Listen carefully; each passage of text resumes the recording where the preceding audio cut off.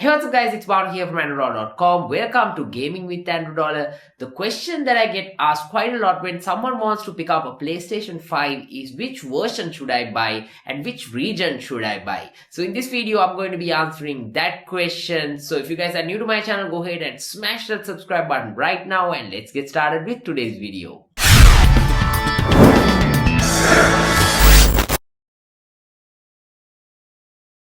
First things first, there are two versions of the PlayStation 5 that are available. One is the disc version, the other one is the digital edition that you're getting. So the difference between these two is the disc one, like the name says, you can insert discs and play games. With the digital one, there is no disc slot at all. It's all digital games that you can play on that. So you have to decide which one is the right fit for you. I made a video on this on my main channel, Andro Dollar, as well, before the PlayStation 5 was introduced last year on my choice. I personally would recommend the disc edition for most people. I'm still in that same stance even right now in 2021. Anyway, I'll have that video linked down below in the description as well. The reason for that is, in Sri Lanka at least, most of the games, it's more beneficial if you have the disc slot, so that you can even share games with your friends and play. And most importantly, when you have the disc edition of the game, that means when you're done with it, you can sell it and get the upgraded version next year. Like, let's say for an example, if you're playing, let's say FIFA 21 was out last year, this year FIFA 22 is out. So if you had the disc edition of FIFA, once you're done with 21 and once you get 22, you can sell 21 and make, get some of those money, get some of that money back. Right, so that is something for you to definitely consider. And also, if you're a collector, you can collect these discs as well. But with the digital edition, you don't get any physical copy of the game, but it's all coming digital. It's going to be connected to your PlayStation account. Everything is going to be there, and the size of the download is also going to be considerably higher. So you have to decide whether that's the right fit for you, because considering the internet situation right now in Sri Lanka, I'm not sure whether that would be the smartest choice, because the PlayStation 5 doesn't really have all the storage that you would want. It's just having a 1 terabyte SSD, especially if you install Call of Duty and a bunch more games. Like if you install 5 to 6 games maximum, including Call of Duty and NBA, it's going to be filled up, no questions asked. So for PlayStation 4 games and all that, you can use a portable SSD or a portable hard drive to connect to the back and play games out of that. But PlayStation 5's 5 games, you need to have it on the internal SSD, so that's going to be a big issue. But now Sony is dropping support for that external SSD expansion that you can make use of. But as of right now, in 2021, so the prices of that is extremely high, so I'm not sure whether that would be an advisable thing to do. So the easiest would be to go ahead with the disc edition. It's just $100 more. So when you get that way, what the difference is, you just have to you have that comfort of knowing that you can insert the disc editions of the game whenever you want. So that's that. Now, the other thing that a lot of people ask about is the region. Now, let's say you have decided and fixed your mind that you are going to go ahead with the disc edition of the PlayStation 5. Now, your question is, what region? Should I buy the US region, UK region, that's the European one, or should you get the Singapore one, or should you get the Japanese one? Because all of these options are available, because there is no, official authorized, place to buy in Sri Lanka, at least the PlayStations as of right now. So because of that, most of these importers that are bringing down all of these models, and the market is flooded with most of these models, and they are selling at extremely high prices.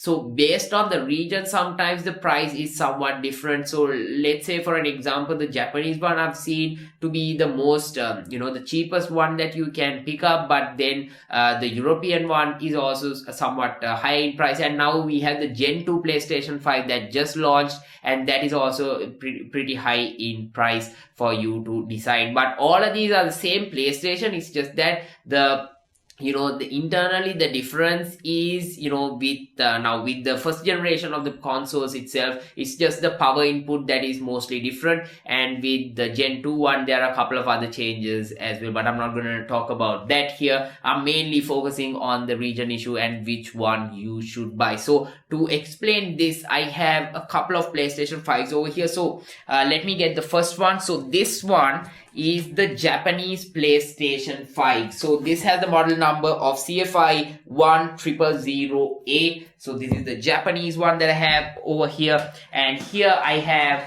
the European PlayStation 5. So this has the model number of CFI 1016A. So this is the European PlayStation 5.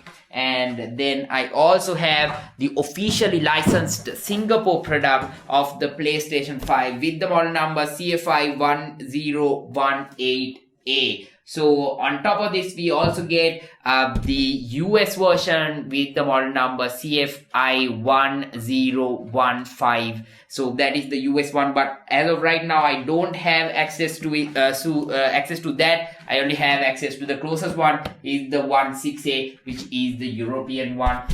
So to talk about the difference, actually at the bottom of these boxes it mentions the power output it's able to hold here. So what I was told by a couple of people, now I tried to reach out to Sony to get an official statement on this, but I wasn't able to get a reply even from their customer support. It's quite difficult to reach out to their customer support to get a proper response, and I checked on Reddit, I checked on a couple of blog posts, the differences people have noted, and I also spoke to a couple of shops to see what their opinion is on this, to clarify this information for once and for all, to know what exactly is happening. So what based on the information that I gathered, the Japan one in particular comes with 100 voltage. So because of that, what I heard is that in the Singapore region, when the box is sent here, they replace that with the cable that is supported for the conversion. So that's why most of these boxes come open, but the newer ones like the European ones or the officially licensed Singapore ones, it is coming by default with that, so nothing should happen. By default, the PlayStation should work with any of the regions that you want. Like even if you want to play it in here, right here in Sri Lanka, if you want to migrate to Singapore, if you want to migrate to Australia, it should theoretically work regardless of the output. That's what Sony has mentioned on their blog post FAQ as well. But based on my experience so far, I used the European one, the Singapore one, as well as the Japanese one, all three for a certain time duration, just to test out if there are any differences. But I personally wasn't able to see any changes. All of them work really well. I used a power supply as a backup with all three of those, just to see how it works, if there are any issues. I personally didn't come across any issues with either one of these. So if by any chance, if there's anyone who has picked up in a PlayStation in any of these regions and have faced any issue, I would really appreciate if you can drop a comment down below and let me know what exactly you faced, because even online it was very rare to see anyone complaining about the differences that they had, apart from the fact that the power cable itself is having the different the plug point itself that you have to plug in, it's having different types of connectors. So for an example, with the Japan one and the US one, it's somewhat of that 2-pin connector that you get, but with the European one you get the 3-pin connector. So based on the region you can pick that, but since I used a power supply, I personally didn't have any problem connecting it. Even the 2-pin one I can easily connect to the power supply and play that. Even the 3-pin one easily can connect and play. So that way I personally didn't really see a difference. So because of that, now if you can find the PlayStation 5 Japanese one for a significantly lower price, should you pay somewhat extra to go for that European model, or what should you do? That's the question a lot of people are asking right now. I personally would say, as of right now, you should pick up whatever cheapest PlayStation 5 that you can buy with a warranty from a reputed place, right? That is the most important thing, regardless of the region, regardless of whatever you get. Make sure that you buy it from a place that you trust, a place that will give you a good warranty in case something goes wrong with the console itself,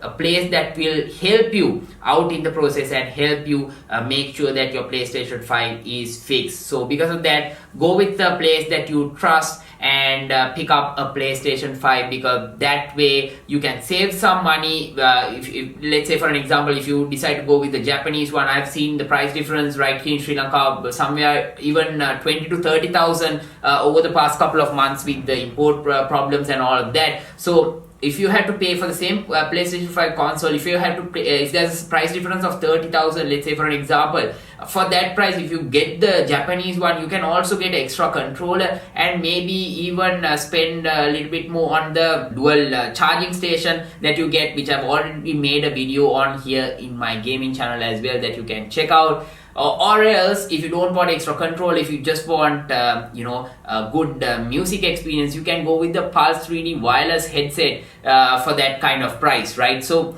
that way you need to really think, is that really worth it? Or forget all of that, you can just pick up 2 or 3 games for that price. So that's also something that you can consider when you're picking up a PlayStation 5. So definitely make sure that you make the right choice. Think about it, check the warranty before you pick up the PlayStation 5 and go ahead with the right console for you. I hope I was able to answer your question. Anyway, I'll have a couple of blog posts linked down below in the description, some sources that you can also check, and Sony's official FAQ linked down below in the description, so that you can get an idea about the different regions and the potential options of the PlayStation 5 that are available. So if you guys are new to my channel, go ahead and smash that subscribe button right now. That definitely helps me out a lot to make more videos just like this in the future. And until I see you guys in my next video, this is Banu signing out.